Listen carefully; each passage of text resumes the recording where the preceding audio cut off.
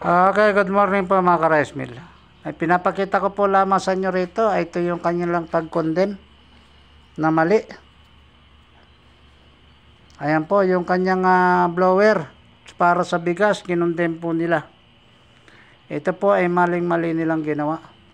Kaya katulad ng mga manggagawa na katulad ko, ganun din sa mga may-ari ng rice mill, hindi po advisable ang ganitong design. Binaypas po nila, tinanggal po nila yung blower dun sa bigas. Binaypas nila at ito ay nilagay nila dito sa bagsakan ng bigas. Ayan. Namali po yan mga ka-rice mill. Ayan po.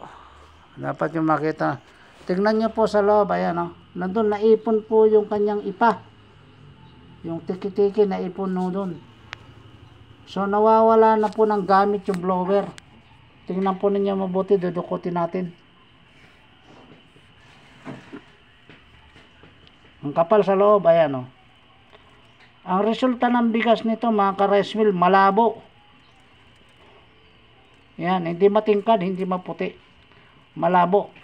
Tapos ang shifter pa nila, maikli lang. So kahit na anong galing ng iyong rice mill, kung ganito mga disenyo, wala ka ring wala ring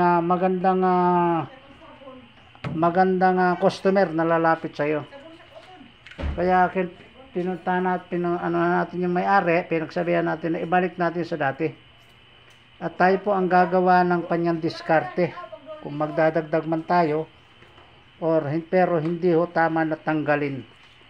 Ayan lamang po ang gusto ko ipakita sa aking mga customer, aking mga subscriber, lalo na sa mga may mga pag-aaring rice mill na katulad nito.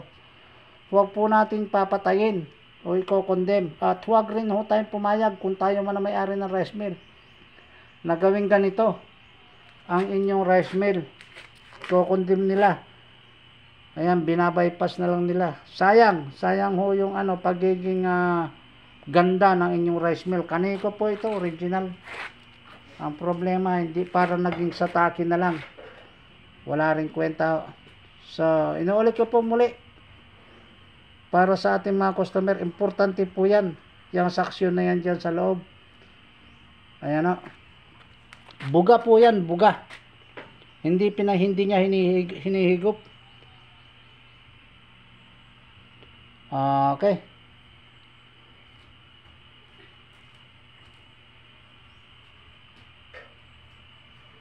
Higop pala to, higop yun sa sa bigas ito, hinihigop niya. Ito ang higop, ito ay buga. Ayan, ito binubugahan niya yung bigas para malinisan, dito naman niya hinihila. Okay. Ayun lang po mga ka-rice mill ang gusto kong ipakita. Kaya nakita nyo na yung tiki-tiki nandyan napupunta, naiipon nandyan.